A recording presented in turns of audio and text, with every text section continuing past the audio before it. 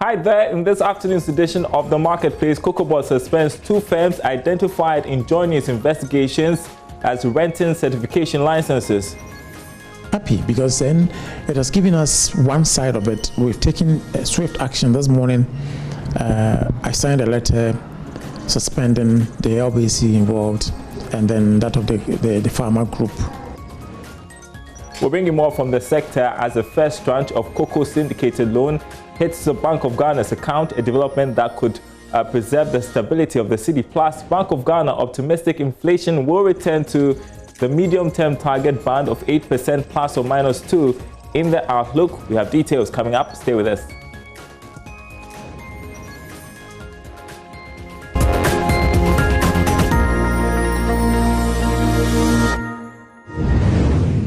In our first story this afternoon, Cocoa Board says it has suspended 2 firms identified in the JoyNews investigations as certifying licenses. Now, the latest Hotline documentary, Robbing the Poor by JoyNews' Kwitinati, showed how some cocoa license buying firms and some players in the industry were abusing the whole certification process. Deputy Chief Executive of Cocoa Board, Dr. Emmanuel Puku, tells Joy Business the move is a temporary measure pending the outcome of final investigations into the matter. For me, I think it's an important disclosure because the media is one of our major stakeholders. We are not everywhere, so this expose it gives us another insight into what other people are doing just to destroy the system. So I'm happy because then it has given us one side of it. We've taken swift action this morning. I signed a letter suspending the LBC involved and then that of the farmer group from any sustainability program. So I'm sure they must have gotten or received a letter. Remember yesterday in explaining to us, you also talked about the committee being set up to look into this. Apart from this suspension again, when is this working of the committee going to take off, and how would their workings and recommendations lead to what some will say that maybe never again? Yes. One, the committee, I haven't even, the chairman hasn't received the letter. The letter has been done this morning, so it will be delivered to him. And I'm sure he's not even aware because he was in my office yesterday before I spoke to you. His committee actually made him the chairman of the same certification, regulations and guidelines for producing and delivering certified cocoa. He chaired it and submitted the report of their committee. It would have been ready a long time ago, but because of COVID. But now they are done. So with this revelation, he is going to take on and investigate, because now he's very well versed in all the processes, and then come up with recommendations as to what action to be taken. They've made certain proposals in that document which they gave me yesterday. But we want specific recommendations. So the immediate action is to suspend the operations of the LBC and the Cocoa Group, who were caught doing this illegal thing. And so the LBC license hasn't been suspended. They can still go ahead and purchase cocoa. But if we find out that they have cheated farmers, the investigations established that they've cheated farmers, then there is that sanction which for more practices which will apply, and that could lead to the withdrawal of their license. Meanwhile, the first tranche of the cocoa syndication loan has been received by the Bank of Ghana. Joy Business understands that about $650 million hit the Treasury account yesterday for onward transfer to Cocoa Board. But how will this impact on the city and the broader economy? Here's Georgia Fish report. The $650 million is part of the total $1.3 billion that was signed with 24 international banks in September this year. The funds are expected to help Cocoa Board pay farmers that have made available beans to the license buying companies. Therefore, the immediate impact will be making available to Cocoa Board the needed liquidity to pay these farmers. However, there are other stated benefits with this inflow. Since this money will first hit the Bank of Ghana's foreign account, it will go a long way to boost its reserves, a development that could send signals to investors and traders that the Bank of Ghana is in a strong position to support the Ghana city when the need arises. This will now increase the Bank of Ghana's total international reserves to a little over $9 billion ending October this year. The governor of the Bank of Ghana, Dr. Ernest Addison, recently noted that they are planning to increase their reserves by $1 billion before the end of this year, for some an indication of building reserves to possibly withstand the perennial first quarter pressure on the local currency. The Ghana cedi has witnessed some pressure over the past few days on the interbank market. The syndicated loan coming in will also help the local cocoa economy in terms of funds being made available to these farmers to help them meet their basic needs and even support their entire dependence, as well as help cocoa production at the local level. Will return to the medium-term target band of 8% plus or minus 2 in the outlook. Charles Nixon Yabua takes a look at the central bank's rationale behind this optimism. The Bank of Ghana believes inflation will take a nosedive in the coming months due to receding domestic aggregate demand pressures and a well-calibrated monetary policy stance. The subdued global inflation and well-anchored inflation expectations are also some of the factors that should help push inflation towards the medium-term target band in the outlook. The Bank of Ghana's survey of inflation expectations pointed to heightened inflation projections within the period of August, which was mainly attributed to the impact of the two panic buying episodes on price expectations. But inflation went down to 10.4% in September, indicating a slowdown in increment in price of goods and services within the period. Prices of foodstuffs were the major contributor to the marginal fall in inflation. Going forward, the central bank says key risks to inflation include a possible second-round effect of the rise in transport prices and the unchanged food prices, which has slowed the disinflation process. However, the potential decline in food prices during the impending harvest season could possibly mute the second-round effect. Inflation is projected to return to the central target by the second quarter of next year. Now, the Center of Awareness says it has spent 10 million cedis to improve QuaFS, now Qua Mixture. This, the CEO revealed, was to address concerns raised by the Food and Drugs Authority as well as invest into the center's infrastructure. Emma Davis was at the relaunch of QuaFS and has filed this report. This, the CEO of Qua, revealed, was to address concerns raised by the Food and Drugs Authority as well as invest into the center's infrastructure. Speaking at the unveiling ceremony of the Qua mixture, Professor Samuel Atu Duncan stated that the new Qua mixture has been authorized by the FDA and has been registered as a herbal medicine for general well-being. These preventive measures and upliftment of Qua has cost us not less than 10 million Ghana cedis and executed within a span of 4 months. This should tell you that we are very particular about quality of our product. So we spent a lot of money to make sure that we produce the best of a product.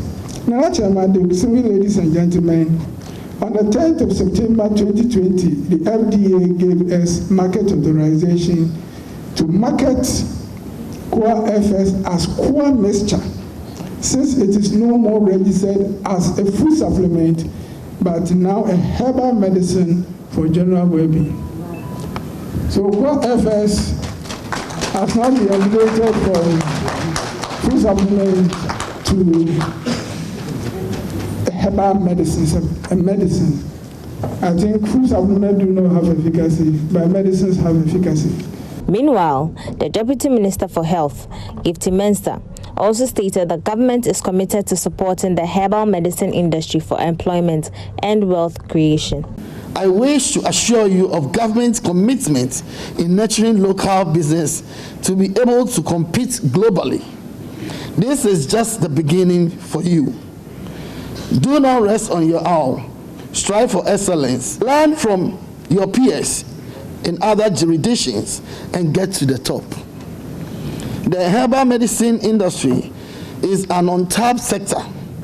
It has prospered not only for healthcare delivery, but also for employment and wealth creation.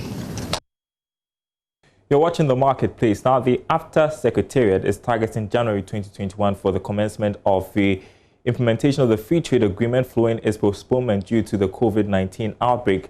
Now, as we speak, there's a major conference underway in Accra on the implementation of the Trade Pact. It is important that Ghanaian businesses are ready for the benefits of the trade agreement after and during this pandemic and after the pandemic. So, Stanford Seed Transformation Network Ghana will be hosting its annual flagship business and leadership conference with a focus on the continental free trade area and its implications for Ghanaian businesses. Ahead of that, I'm joined by Communications Officer of Stanford Seed Transformation Network, Karen Evans-Holm, for a discussion. So let's begin with why Stanford Seed hosts this business leadership conference annually.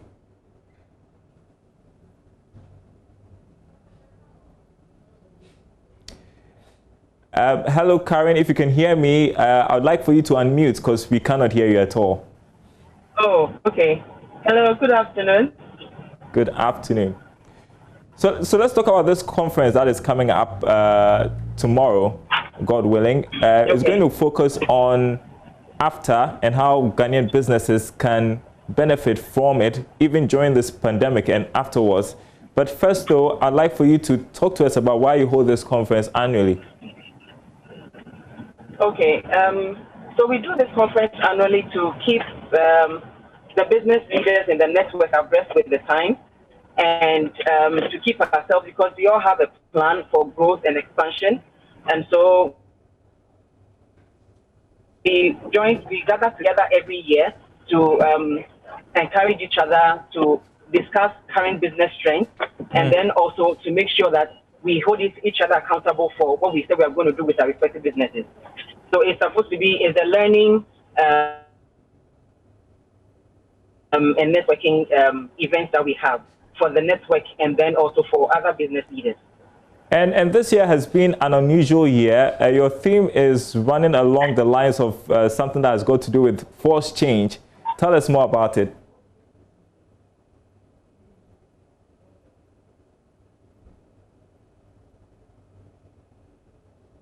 Okay, looks like the connection to Karen is not too good. She's actually frozen there. We'll try and see if we can re-establish contact with her. Otherwise, we move on to the aviation sector. Egypt Air is reported to have been chosen as the preferred partner in the establishment of a new home-based carrier for the country. According to Aviation Ghana, a news portal, the aviation ministry settled on the Cairo-based airline after an extensive scrutiny by the committee put together by government to search for a strategic partner. The Aviation Ghana news portal maintained that Egypt Air's proposal is much better than the initial deal put forward by Ethiopian Airlines. Joy Business understands that an MOU is expected to be signed between the two parties in the coming days.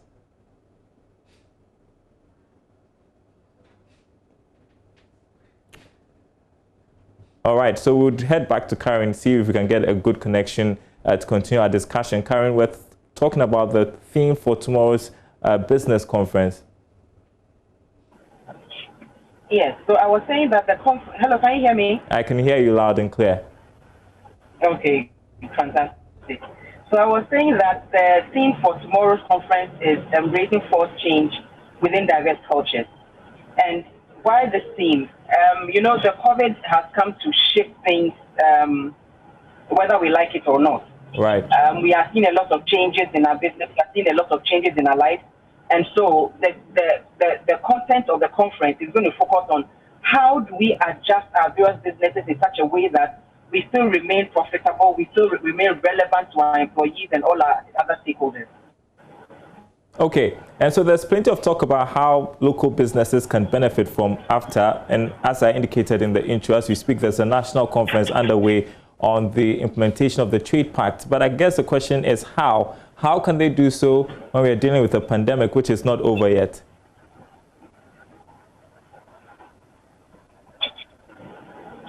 Okay, you know, one of the good things that the pandemic came with is digitalization, or the digital space.